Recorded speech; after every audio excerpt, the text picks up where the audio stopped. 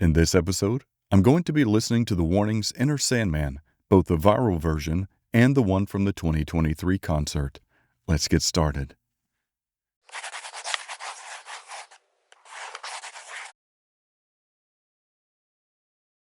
Now, I know the original really well. I also play it on guitar, so it is a fun song. So I'm extremely curious to see how well they do this from many years ago. This is going to be fascinating.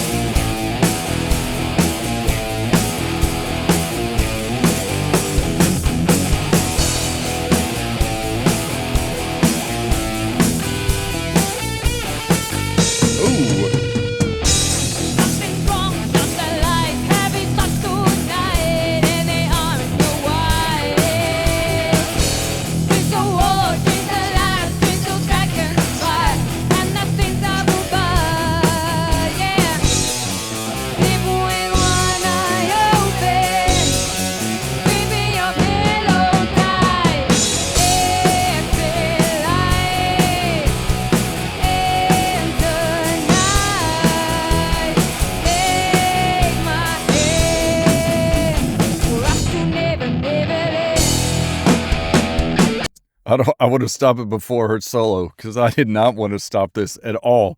But I just first have to say how impressive it is that these three are playing this song as incredible as they are. It's a fun song to play, and it's not easy to play, especially when you're doing the lead guitar, you're doing the rhythm guitar as well as singing. I mean, you take a look at James Hetfield, Kirk Hammett, this is something they've been doing for decades. And for these young girls to be able to play it, this sounds better than a lot of bands that I've heard replay this, who've been playing it for a very long time. So it's extremely impressive. The other things I wanted to point out real quick, everybody probably already knows this is a Gibson Les Paul. Not commonly used in, I would say, hard rock, heavy metal. It's just typically not. Ibanez is very common. Paul Reed Smith's, as you know, Schecter, debatably depending on who you're talking to, Steve Vai, Joe Satriani. But I also love, it looks like that they're in a studio. So I don't know if this is our home studio or if they're actually inside of a studio, because everything is mic'd really well. You've got a sound dampening panel there on the right-hand side. But the fact that they're also using an orange cabinet with an orange head unit, it's not cheap. So that shows that, I don't know, that they're investing in their incredible talent. So those are just some quick things I wanted to point out. This is maddening.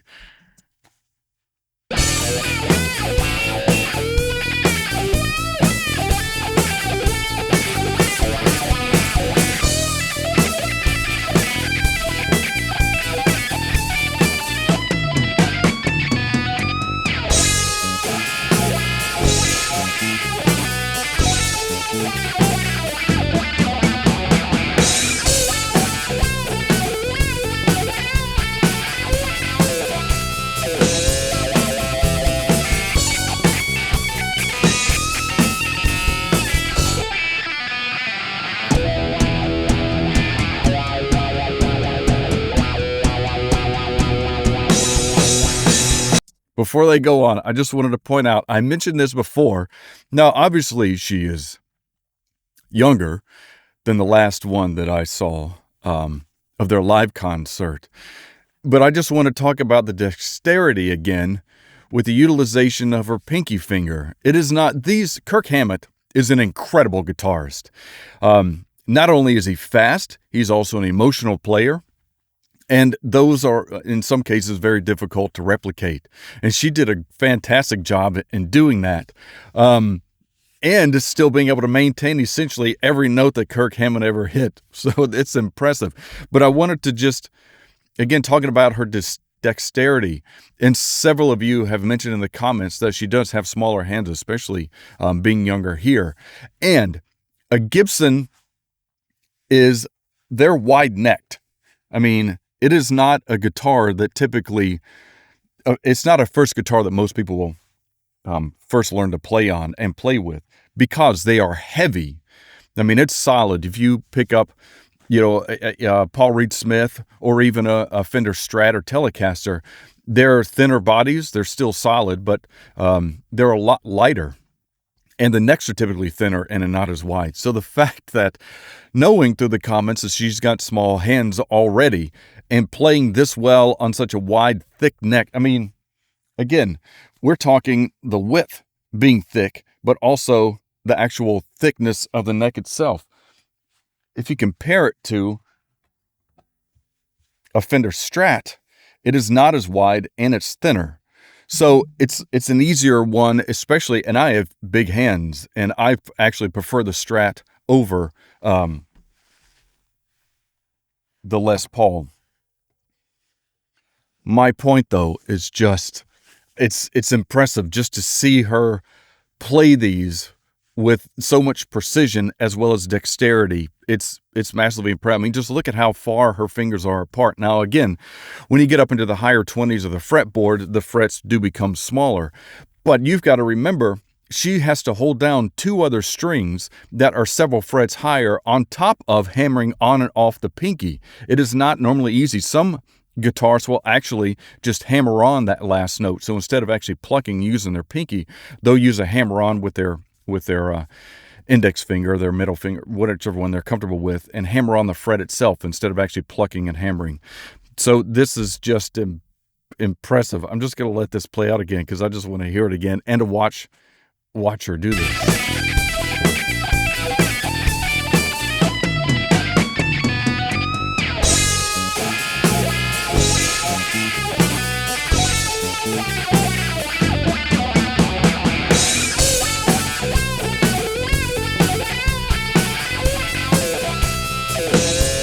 So on notes like that, if you don't play guitar and you're not familiar, you actually have to hold down two or in some cases even three strings at the same time.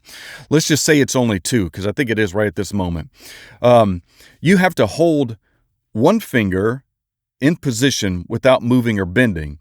And her ring finger that she's using, that she's bending, is actually hitting the string and bending at the same time. That creates that variation. She is using a wah-wah pedal, but even without that, you still have to specify that bend on that second note, as with the keeping the first string or the main string there not moving at all, because you want to maintain consistency and tuning so it doesn't get out of tune. So my point is not easy. Not only that, it's not just a one and done, it's over and over. So having to do this over and over on top of utilizing the wah-wah pedal and maintain the consistency of the original song is still extremely impressive to see.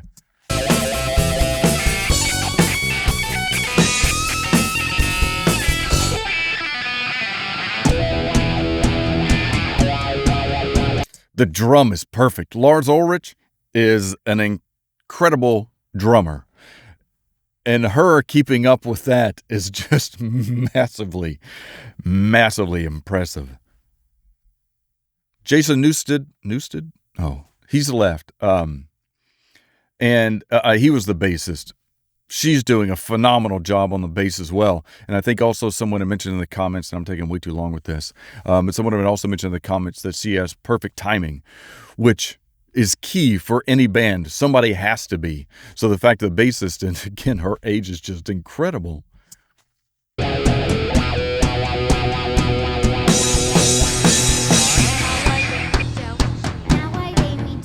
Oh, nice.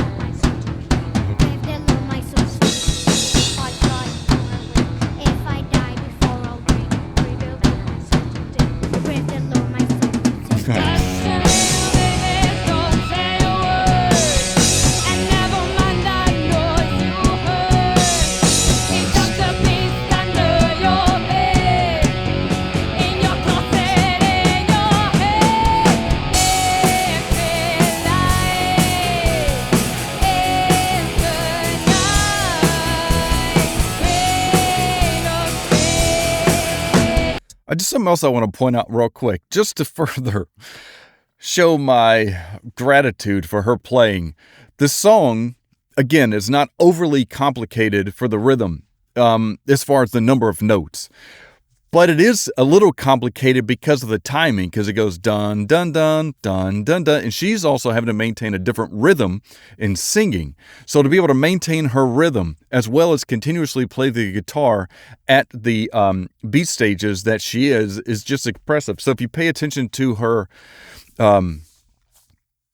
fingering or her chord placement on the neck using a power chord, we could see that she's going from the second fret, sixth string, and then the fourth fret on the fifth string, and then actually dropping that down. Sorry, it actually drops down to that because it goes 3 and 5 and then 2 and 4. Again, just for the timing, just pay attention to how fast she goes from the open 6 E string onto the second fret. That's the first chord. And then to come up on 5 and 3 and then go to 2 and 4. It's impressive.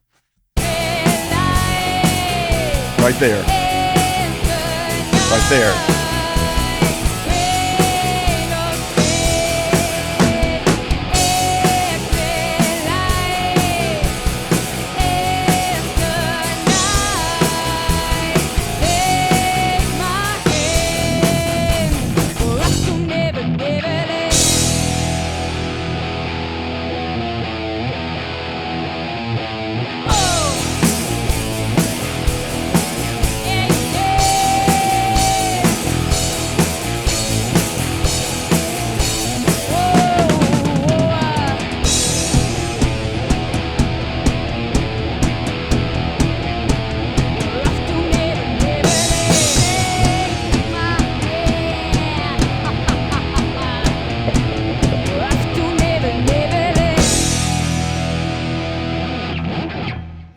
Bravo.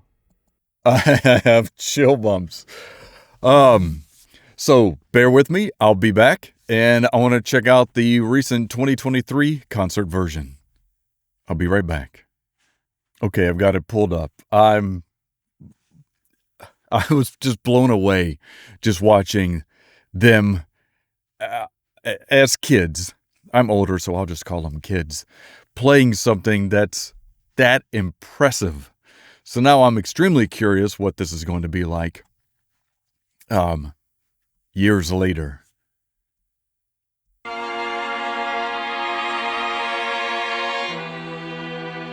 Oh, I love the intro.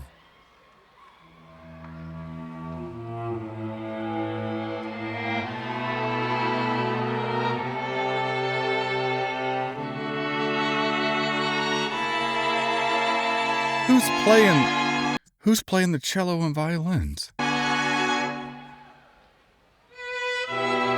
Oh, wow.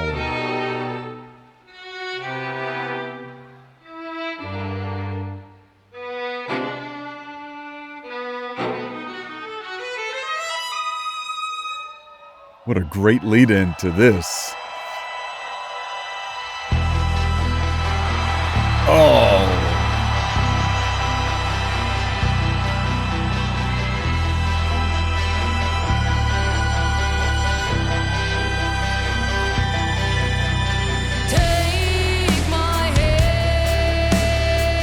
What?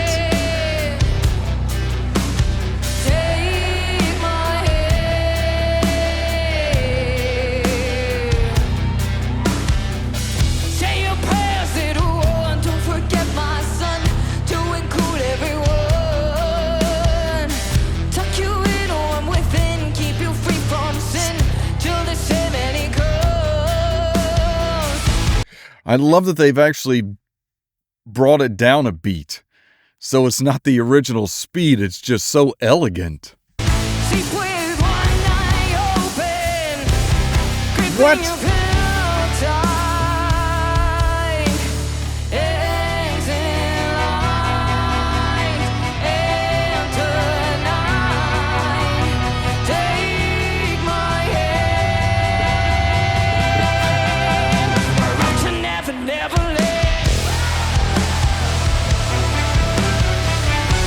Yes.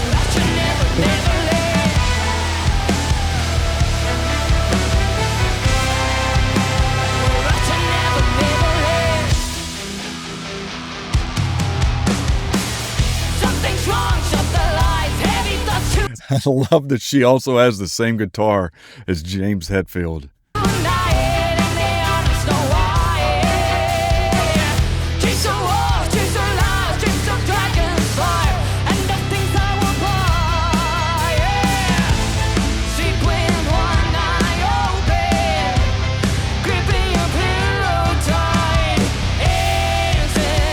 Jeez. This is, I got chill bumps again. Like, I've listened to Metallica since the beginning, and they have obviously changed over time, their style of music. But I gotta say, Enter Sandman was always kind of one of my favorites. But the way that they have changed this up, I love how they switch into this. It's a little bit slower. We've got these incredible accompaniment of the cello and violins. And then we just come in with this hit. Like, it's so deep when they change into the chorus. Right here. I love that. They've slowed down the drum beat. We get dun, dun, dun. And then we get the actual low end on the bass and the cellos that just make this such a warm song.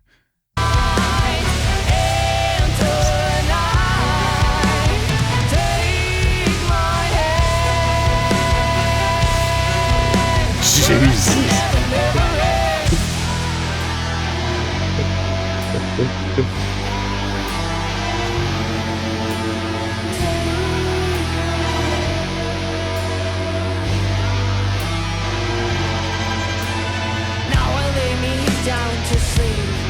Jesus.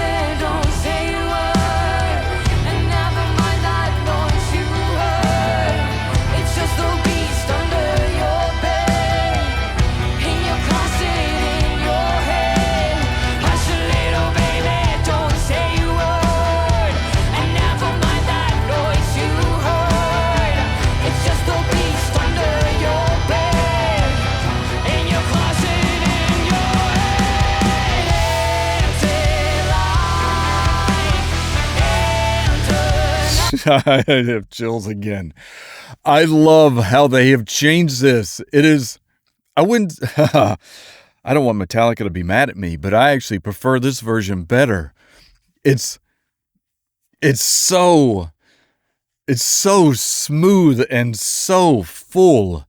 You just get, especially being a live concert, it's really hard to separate really how you'd want to in a proper mastering for an album. I would love to hear this redone in this method, in this version, but mastered to just get this full clarity and everything, because right now it still sounds amazing, and just the accompaniment of all the strings just make this so full, and the way that she's chunking in on the guitar just makes it so much of an incredible song.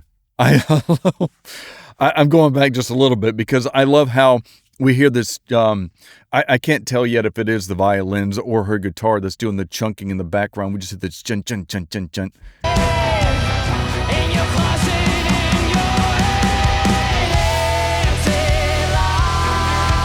That right there. violins.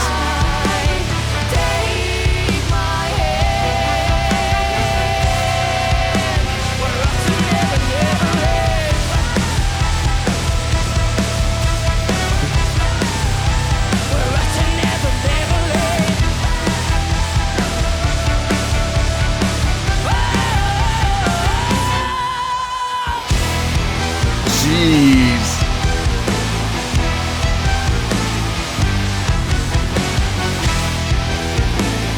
So you hear, just, I know you probably already know and heard the original from Metallica. This is now at the pace as what the normal song is, and I absolutely love how they slowed this down. And then we've got, again, following up with the accompaniment of how the violins are just chunking in on the background as well.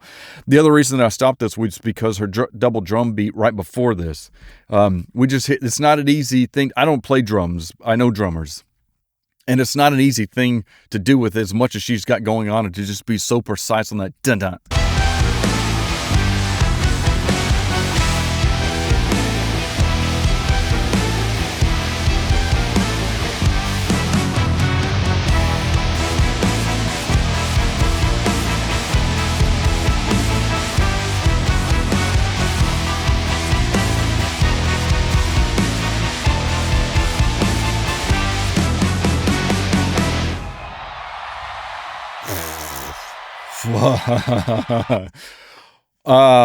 That was sick. I mean, that was just sick. I feel like I've already talked enough through both of these. I absolutely love that version. Going back to just hearing them do this as kids is absolutely remarkable.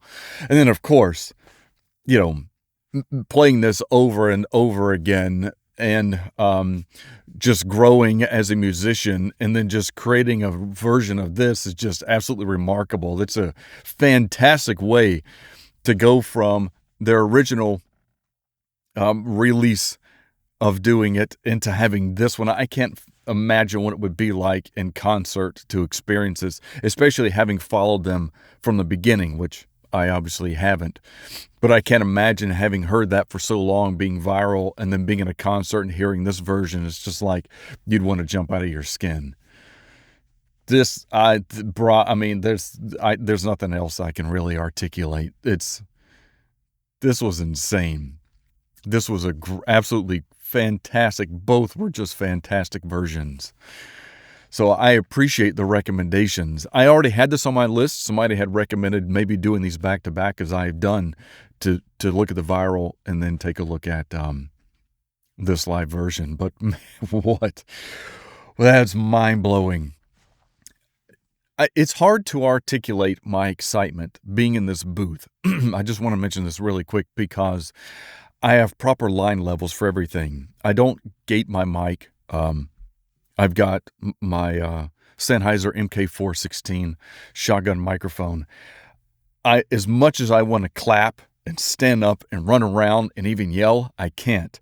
I don't want to go through that editing. I don't want to go through any of the clipping, and I don't want to set gating on my microphones or expanders either, because I want my voice and the sound, the atmosphere to seem natural. So the point of me saying that, though, is I would just sit here and just clap through the majority of this and just get up and run around, and I can't. But hopefully my facial expressions can portray at least some of that, because this was just fascinating. I'm so looking forward to listening to so much more of The Warning. You have no idea. So with that being said, thank you so much for watching Melodic Logic and sticking with me in these. And until next time, please take care.